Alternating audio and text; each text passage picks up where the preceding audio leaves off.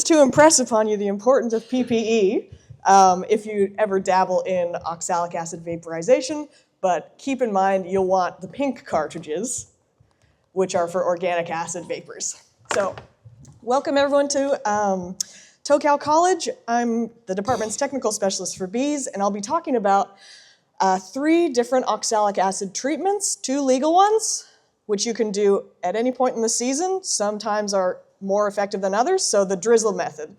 That's one method that's legal for us to use. Vaporization, which is what this is, a vaporizer for oxalic acid. And then the third one I'll talk about is a trial that I did because DPI, as a state government, has a permit with the Australian Pesticides and Veterinary Medicines Authority for small-scale experimental trials on research stations. So the image on the far right is oxalic acid and glycerin in strips. So let's get into it. A lot of the information I'll be talking about is available online in this excellent publication that Kelly Lease led as the primary author, and you can look at that in your own time. It's been developed through this whole varroa transition and management program, and if you haven't had a look at it, it's been evolving over the months as everybody's been delivering training. So everything I'm going through today, you'll be able to reference in this publication. So, oxalic acid. What is it? What's the product? It's the last one on this list. These are all the legal products we have to use so far in Australia, and there's more to come. AP-bioxol is the product name. So oxalic acid dihydrate, it's a powder in powder form, and we can mix that into different formulations. So this is what the product looks like when you buy it. It's just in a sachet of different volumes. And vaporizers come in different sizes as well. For example, there's electronic powered ones. You hook ones up to a battery. And then this one's a propane powered one, which I took the propane tank off so no beekeeper tries to pull a practical joke on me and light this thing up in here. And I'll thank the president of the New South Wales Apris Association loaned this beast of a unit to me to troubleshoot for him. So I'll talk a little bit about that too.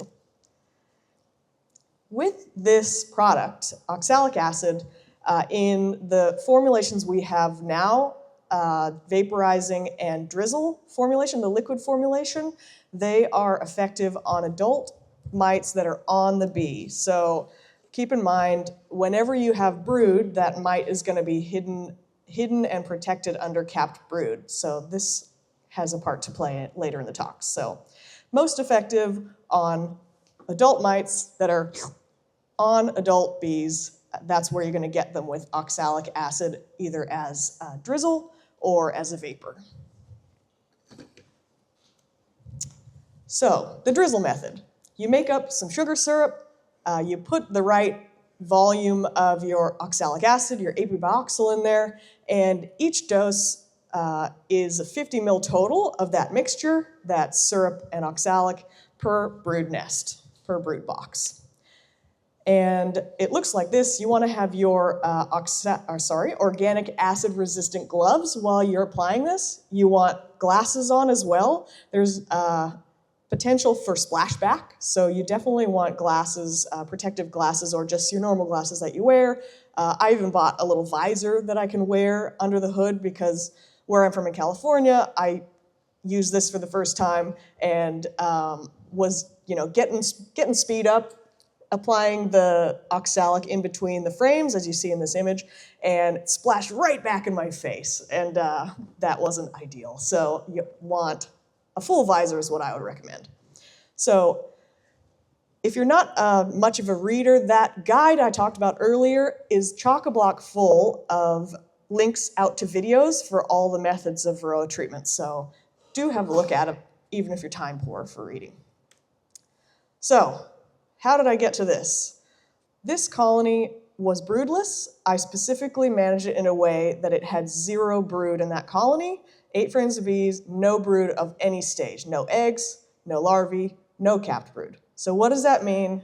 That means all the mites, they're on the adult bees, so they're all super vulnerable to treatment and to the oxalic syrup that I put in. The alcohol wash that I did had 21 mites in it. So definitely time to treat immediately from my perspective. And it had a lot of small hive beetle, probably because it was emitting signals of stress because it was completely broodless and queenless. And the beetles sense that and go into that hive. So I put a tray underneath, gave it the 50 mils of syrup, and then 24 hours later counted the drop. And what did we have?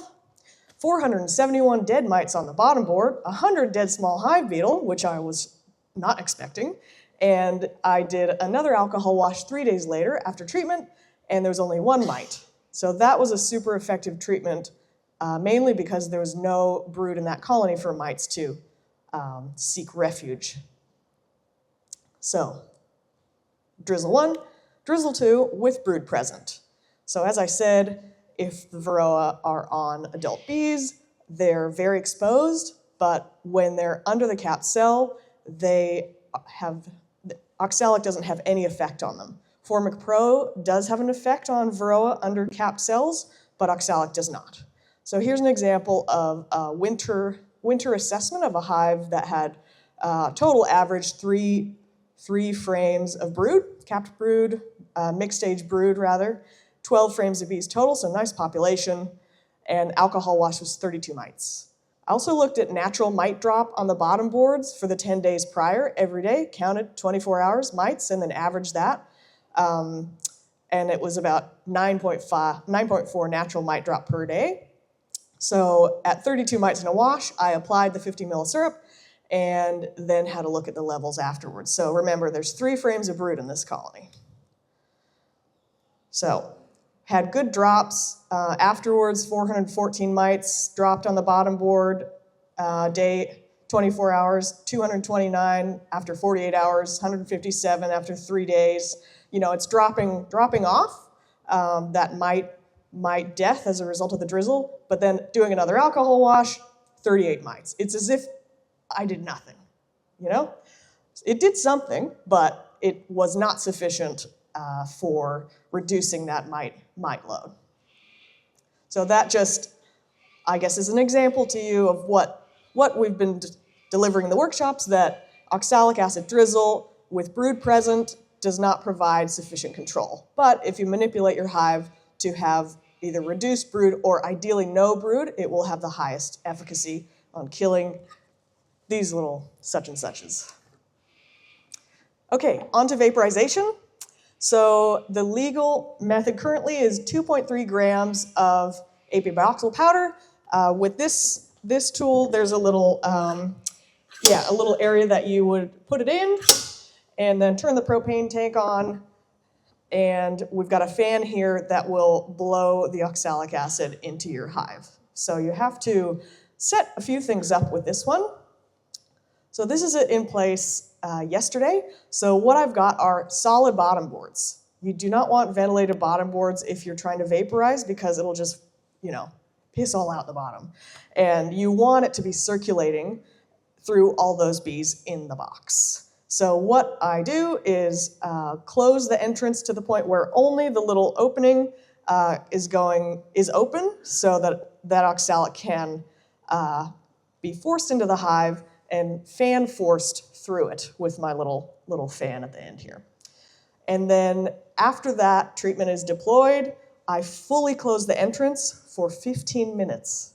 It sounds like a long time. It is for a hive to be closed up. So you really want to think carefully about the time of year that you do this so that your hive doesn't overheat.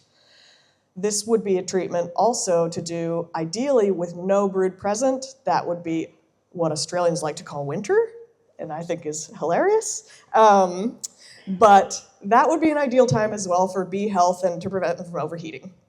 So the long story short with this one was I only just tested this beast out yesterday just to do a bit of troubleshooting, and I did it on 4 hives, and because we have this experimental use permit, I increased the dose for just testing out some methodology for higher dosage from a European study that says 4.5 gram dose has the highest efficacy and also doesn't impact bee health negatively. So I checked it this morning. because I wanted to make sure I didn't kill anything. And queenies were looking good. There was no noticeable dead bees out the front. Had a quick look at brood, didn't look, like they were pulling out anything. Nothing noticeable as a result of this application and the 15-minute closed hive. And then I did my alcohol washes, and 3 out of 4 hives had brood, 1 had no brood, and the one with no brood was the only one that had a noticeable difference in reduction of the mite load. So that one had 85% reduction in mites. No brood, so again, all the mites, where are they? They're on the bees. They're very susceptible to a treatment. Now, moving from vaporization, because I still have a lot of troubleshooting to do for myself with that vaporizer.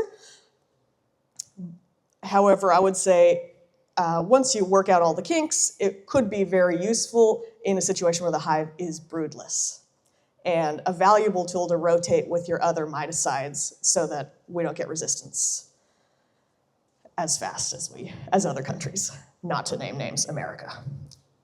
Okay, now the last one, oxalic acid and glycerin strips. Again, these are not yet legal in Australia, but the government has, through the Australian Pesticides Veterinary Medicines Authority, a permit for small-scale trials for chemicals to treat livestock, which bees are. So with this trial, it was in winter. I wanted to have a look at the strips that we've heard people are trying out there and see for myself. So oxalic acid and glycerin strip treatment, you can see on the top bars there, that's the middle of the strip, and it hangs down on either side of the frame over the brood within the brood nest. And it acts like all of our other varroa miticide strips through contact. So the bees are rubbing up against the strip. If the mite comes into contact with that oxalic acid, the active ingredient, it carks it, hopefully.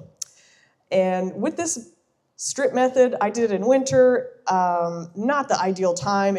Temps should be higher, but even though it was in winter, there was some good efficacy in some of them, but it was quite variable, which is really not good enough as a reliable tool.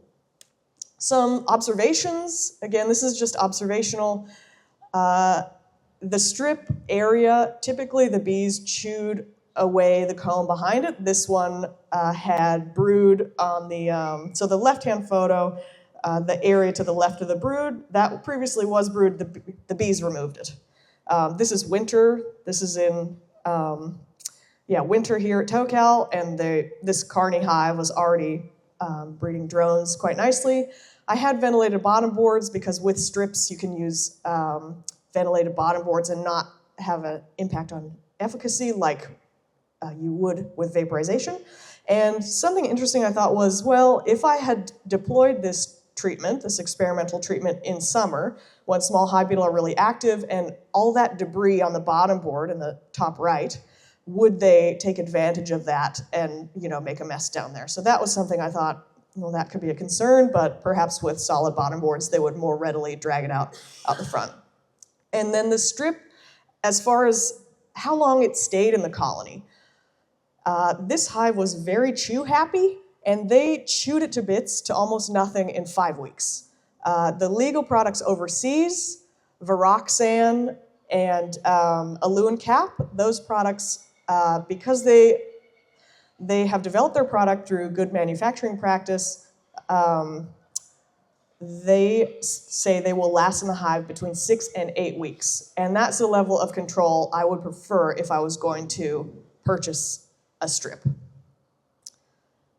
And then the last one of the hives, after treatment, started harassing their queen that just agitated the whole hive. See this ball of bees. If you're opening your hive, you see a little cluster of bees looking all agitated, they're probably up to mischief, and you should check out what they're doing. Hopefully they're harassing a small hive beetle, but sometimes they get aggressive to their own queen, and that's what happened in this case. So I just poked this little tight ball of bees that looked all aggro, and the queen was in there, so I just recaged her and reintroduced her. And then in another hive, I couldn't find the queen. I was like, where the where is she? And she was just laying eggs under the strip, and she just loved it back there. Little hidey hole.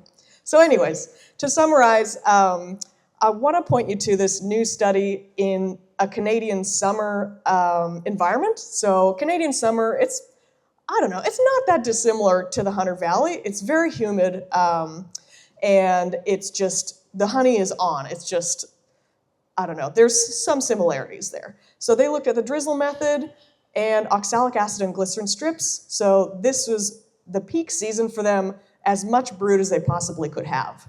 And they found with these two methods that strips were not a standalone method for varroa control, but certainly made some difference. And then Drizzle method, as I found in just that one hive that I tested with Drizzle, provided insufficient control. So 55% efficacy, that's 55% of might kill. That's considered moderate control, medium level control, and then the 39% is low control. So they may as well have, it's almost like they should have done nothing there versus that, because with all their labor costs and stuff, it just would have been a fool's exercise.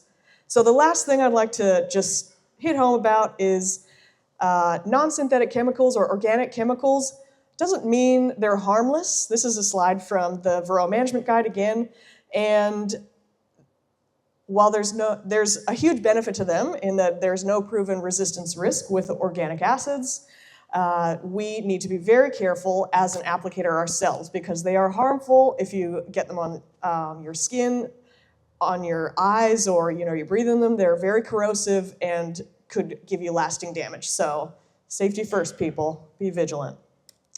And just want to dedicate this presentation to all our bee appreciators, of beekeepers and bee appreciators.